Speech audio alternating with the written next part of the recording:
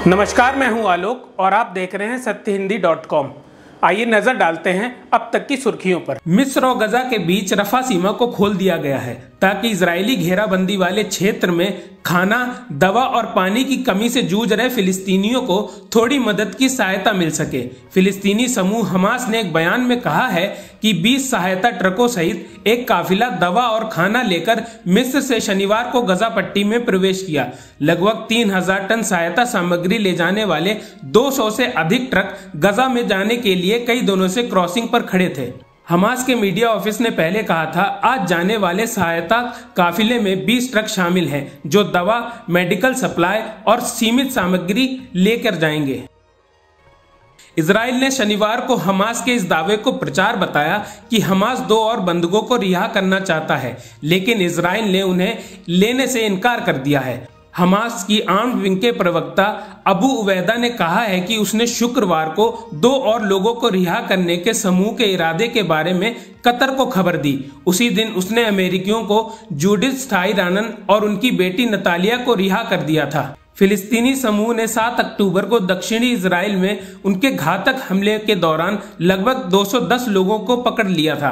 Qatar, जिसने शुक्रवार को रिहाई की मदद की, उसने कोई टिप्पणी नहीं की है। एक बयान में इजरायली प्रधानमंत्री बेंजामिन नेतन्याहू के कार्यालय में कहा गया, हम हमास द्वारा झूठे प्रचार पर भरोसा नहीं करेंगे।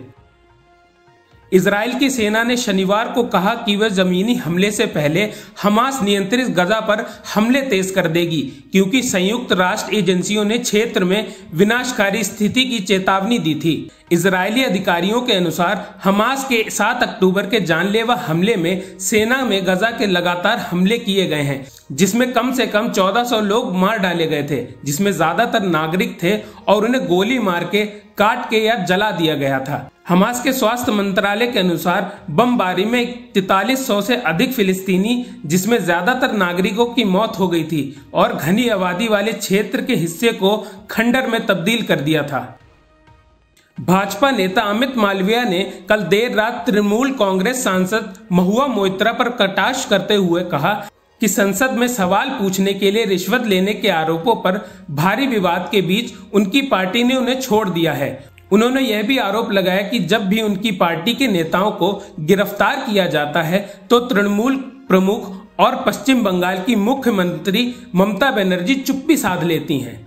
अमित मालविया ने एक्स पर पोस्ट शेयर करते हुए कहा, यह आश्चर्य की बात है कि ममता बनर्जी महुआ मोइत्रा को छोड़ दिया है।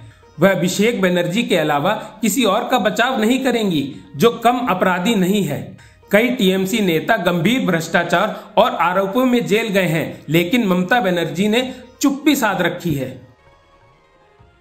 तृणमूल सांसद महुआ मोइत्रा से जुड़े कैश फॉर क्वेरी मामले में प्रमुख भूमिका निभाने वाले भाजपा सांसद निशिकांत दुबे ने शनिवार को दावा किया कि उन्होंने एंटी करप्शन अथॉरिटी से शिकायत की है, लेकिन यह नहीं बताया कि किसके खिलाफ।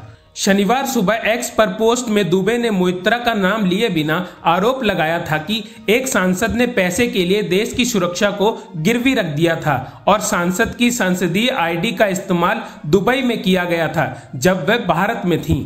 मोइत्रा ने दोपहर में पोस्ट के जरिए जवाब दिया, एनआईसी से रिक्वेस्ट है, कृपया सांसदों की सारी जानकारी सार्वजनिक रूप से जारी रखें ताकि यह दिखाया जा सके कि वो किस जगह पर मौजूद थे जहां से उनके पीए शोधकर्ताओं द्वारा आईडी तक पहुंच बनाई गई थी। लीक के लिए फर्जी डिग्री वाले इस्तेमाल ना करें, इसे अभी सार्वजनिक करें। आरएसएस प्रमुख मोहन भागवत ने शनिवार को कहा कि इजराइल और हमास के बीच लड़ाई के कारण जैसे मुद्दों पर भारत में कभी लड़ाई या युद्ध नहीं हुआ। उन्होंने कहा, इस देश में एक धर्म और संस्कृति है जो सभी संप्रदायों और आस्थाओं का सम्मान करती है। वह धर्म है हिंदू धर्म। यह हिंदुओं का देश है। इसका मतलब यह नहीं है कि अन्य सभी धर्मों को अस्वीकार करते हैं। एक बार जब आप हिंदू कह देंगे तो यह बताने की जरूरत नहीं पड़ेगी कि मुसलमानों को भी सुरक्षा मिली हुई है। ऐसा सिर्फ हिंदू ही करते हैं, ऐसा सिर्फ भारत ही करता है, दूसरों ने ऐसा नहीं किया। उन्होंने कहा कि हर जगह लड़ाई चल रही है। आपने यूक्रेन में युद्ध देखा, हमास इजराइल युद्ध के बारे में आपने सुना होगा। हमारे देश में ऐसे मुद्दों पर कभी युद्ध नहीं हुआ। शिवाजी महाराज के समय आक्रमण उस स्तर का था, लेकिन हमने कभी भी इस मुद्दे पर लड़ाई नहीं की, इसलिए हम हिंदू हैं। आगामी राजस्थान विधानसभा चुनाव के लिए भाजपा के उम्मीदवारों की दूसरी सूची के नाम आने के बाद पूर्व मुख्यमंत्री वसुंधरा राजे ने शनिवार को उन पर विश्वास जताते हुए और उनकी उम्मीदवारी को मंजूरी देने के लिए प्रधानमंत्री और उनकी पार्टी के राष्ट्रीय अध्यक्ष जेपी नड्डा के प्रति आभार व्यक्त किया।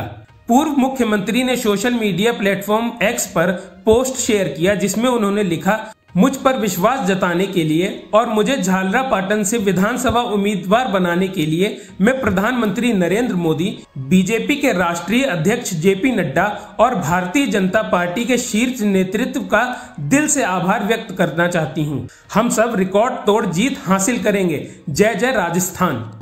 अब तक की सुर्खियों में बस इतना ही। आगे की खबरों के लिए बने रहिए सत्यहिंदी.com पर।